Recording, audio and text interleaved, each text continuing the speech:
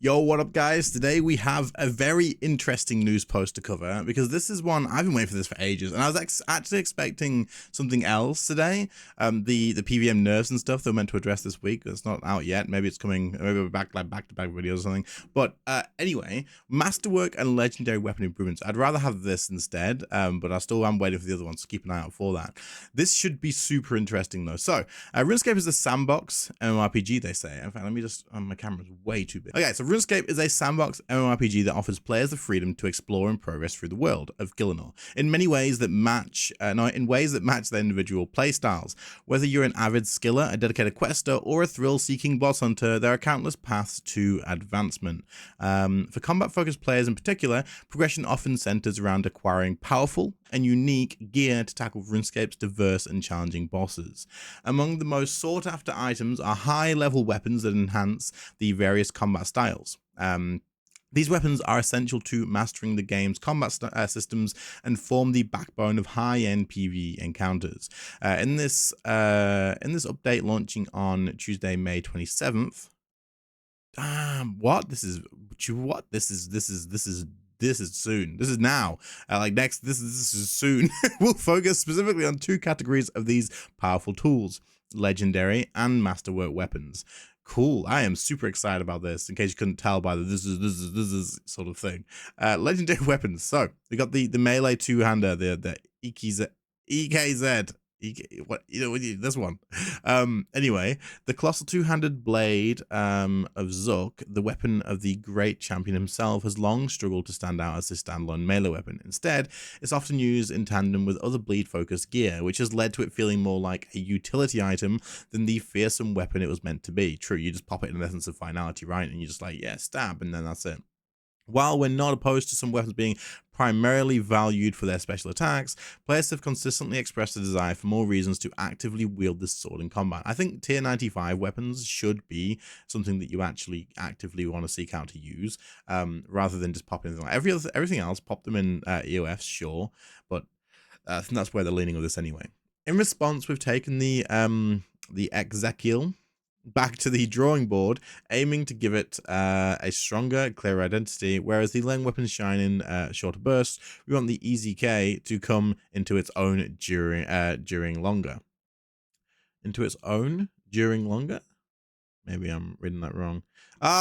Okay. Into its own during longer sustained encounters. That makes sense. Rewarding players who commit to its power over time. Okay, cool.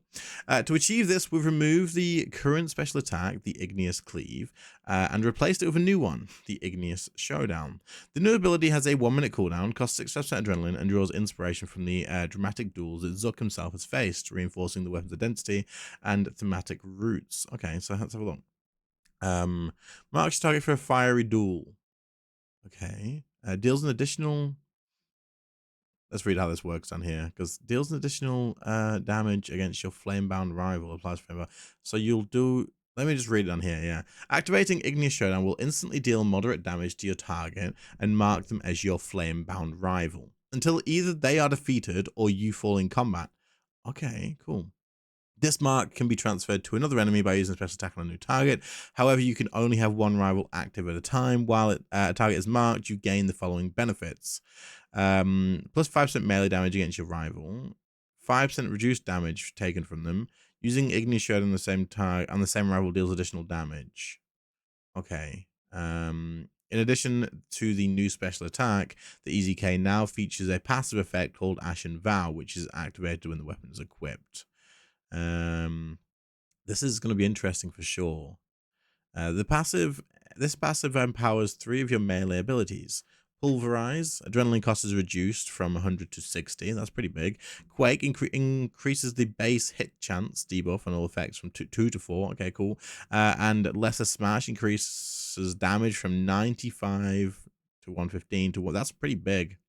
And Smash increases from. Okay, cool. With this combination of increased melee damage, enemy debuffs, and enhancements to some underutilized abilities, we believe the EZK will finally establish itself as a valuable and versatile weapon, no longer just a shiny piece of jewelry. Speaking of which, as part of this update, we'll be returning to EZK that have been replaced in 2 Essence of Finality. As part of this update, Wait, what? I feel like this is written badly, you know? Speaking of which, as part of this update, I feel like this should say we will, not will be. We will be returning any easy keys that have been placed in Essence Finality. On login, you will find them in your bank. If you do not have bank space, you will be able to collect it from War's Clan representative in War's Retreat, or if you're a group Iron Man, it may be in the group storage. Cool. So this is a real, I was just about to say, you've been robbed if you put this in EOF already, but Jagex has to give him this back. Genius. I like this a lot. That's a really good idea. And there's no problems. I mean, if you've put it in there, you paid for it in the first place, so you absolutely get it back. Hell yeah, nice. Is this a... I mean, it's a buff to the weapon. Is it a buff to melee overall, though? Because you can only hold one of the weapons. I don't know. I'll be interested to see how this goes. I don't really know enough about melee to comment overly on this, but hey, you know what? This sounds like it'll be useful in some very specific situations, but not very useful in, like... I don't know, where would it be useful? I guess it could be useful in like the Sanctum of Rebirth, maybe on like each boss, but then you can't change target because it only does it to this. I don't know. Let's see how it works, but let me know what you guys think melee is. This is the bit that I'm excited for right here. The fractured staff of Armadyl has remained a powerful weapon since its release, but over time its shine has faded, largely because, unlike other tier 95 weapons, it lacks a passive effect while wielded. This has slightly limited its overall effectiveness, especially as a newer weapon has entered the scene. With this update, we're introducing a new passive effect for this staff, Surging Storm. This passive increases your critical strike damage, not the chance, but the damage but the damage dealt when you do by 15 to 30%. Holy crap, that's big, no? While wielding the fresh staff of Armadyl. The additional critical damage would boost your critical damage from 150%. 100% plus 50 from 90 magic to between 165 to 180%. This effect is designed to synergize naturally with the staff's strong focus on critical strikes and its resistant special attack, giving a boost on modern combat scenarios. I like this. This is cool. Unlike the EZK, we felt the current iteration of Staff of Armadyl was already in a solid place. It just needed a bit more punch. Given its crit-focused playstyle, the new passive feels like a natural fit to elevate its performance without disrupting its core identity. Speaking of critical strike chance. Zabor. We're going to get to this in a sec. This seems really good. And it also doesn't make the dual wield weapons EOFs. A lot of people are like, oh, bro, that's EOF now, and the other one, it's not, because you get the stacks that increase your magic damage. So you're still going to have your stacks up, you're still going to use the bleeds, so you're still going to have to swap between your dual wields and your two-handers. A lot of people aren't going to be happy with that, but you are. Maybe 4-ticking is now absolutely worth it again. I don't know. Anyway, Tectonic and Elite Tectonic. We'll test this, by the way. When it all comes out, we'll be testing this for sure. Tectonic and Elite Tectonic armor. With the announcement of the upcoming mascot-themed magic armor at RuneFest and our recent blog discussing 110 crafting and masterwork magic armor, we wanted to revisit the current state of magic armor, specifically Tectonic and Elite Tectonic. While these tier 90 and 92 sets offer the highest flat magic damage, they've often played second fiddle to the Tusker War Priest and Sliske armor effects, true, which provide a flat 6% critical strike chance. Given how strongly magic builds prioritize critical strike chance, Tectonic armor has been in need of a refresh. To address this, we'll be introducing a new shared set bonus. So, 2% per piece? What? So, to address this, so Tectonic will get 1% per piece, and Elite Tectonic will get 2% per piece. Crucially, we're not changing the Tusker Sliske set bonuses. They will still grant the full 6% critical strike chance. Instead, this update creates a clearer progression path. If you want pure crit, Tusker's set remains a strong option. If you prefer flat damage, Tectonic delivers. And if you're looking for a mix of both, Elite Tectonic now stands out as the best of both worlds. True. Nice. Good. That's good. I mean, it's not anything that makes like the Tectonic set like insanely broken, because you're kind of just getting the Sliske thing plus a bit of extra damage. It's good. But obviously we're getting new magic gear, so it makes sense that they're not going to be like, okay, the Tectonic's not broken. But this is big. This is definitely a really good buff for magic, and I cannot wait to test this out on Tuesday. Hell yeah. I was still doing a series, and we'll get to that. I'll talk about that at the end of the video. Been sick as hell for the last week, but it is what it is. Masterwork weapons. Okay. With the release of 110 smithing, fletching, and runecrafting completed, we've released 3 powerful masterwork weapons: the sword, bow, and the staff. These weapons are player crafted though, through extensive processes that require high levels across multiple skills, often incorporating materials sourced from boss encounters. They boast tier 100 stats and can be augmented by currently Oh, my camera's still too big. Damn it, bro. There we go, fixed it. Hopefully it wasn't a problem before.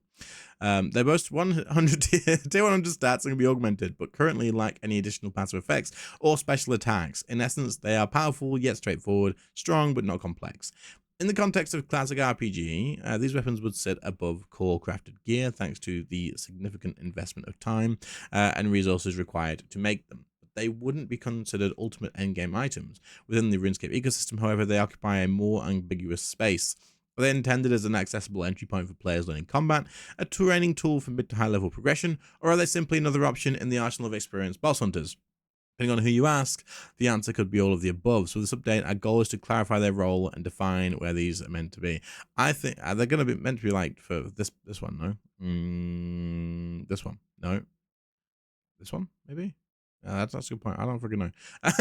Improving Masterwork, sustain, survive, succeed. With this update, we'll be adding a new passive to the Masterwork bow, sword, and staff called Masterwork Mending. Attacks heal you for 2% of the damage dealt. What? This passive is simple. Attacks of these weapons will heal you for 2% of the damage that you deal. Internally, we've been discussing how best to evolve the Masterwork weapons, taking into account player feedback.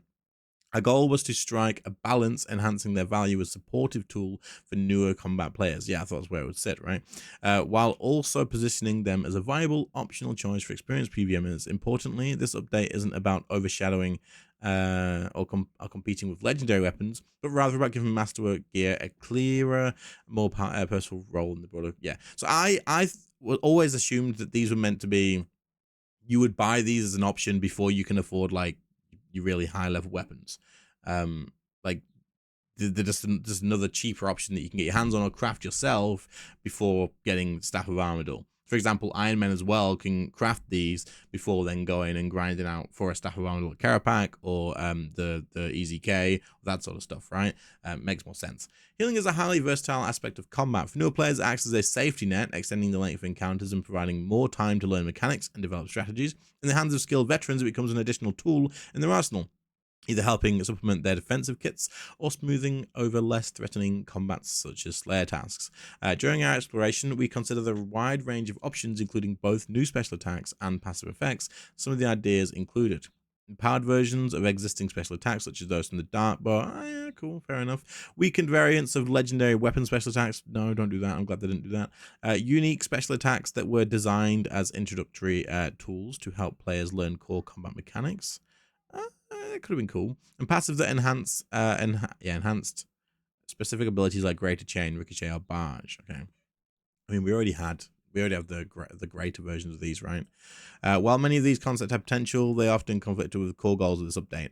Whether by overcomplicating the experience, blurring the identity of Masterwork weapons, or unintentionally diminishing the uniqueness and prestige of other high-end gear. That said, the exploration has sparked valuable ideas, and we'll be carrying many of them forward to inform the design of future weapons. Cool. We can get your hands on them. Our team have been long listening to players discuss ways they can improve these weapons and armors, and we hope that new effects will open up new gameplay. So they will launch Tuesday, 27th of May, because it's a bank holiday on Monday. That's crazy. I can't believe how soon that is. I'm ready to test all the magic stuff at least. This is very cool. I'm also going to test this out too. I am 100% going to try out a full magic like set thing where you just use the magic staff, use like either Crypt Bloom to reduce damage and heal everything, and just soul split everything, and see how much you can tank. Or we try out like the Masterwork robes when that releases too. So we'll have to get our hands on that too and try it out. Yeah, you know what I mean. Yeah, that sort of stuff. But either way, this is super exciting. The melee one, you'll have to let me know what you guys think. The magic one's going to be great. Really nice. I'm glad. It's going to be interesting. It's going to make magic very hands-on in the terms of you want to use your dual wields and you want to use the Staff of Armadyl, especially during the Staff of Armadyl rotation. And the armor buff is just nice overall, right? But yeah, now we're going to have to make sure we keep our stacks by 4 ticking. I think is going to be the way to go. Honestly, I think you would camp your staff during this staff spec rotation. And then do you only use the dual wheels as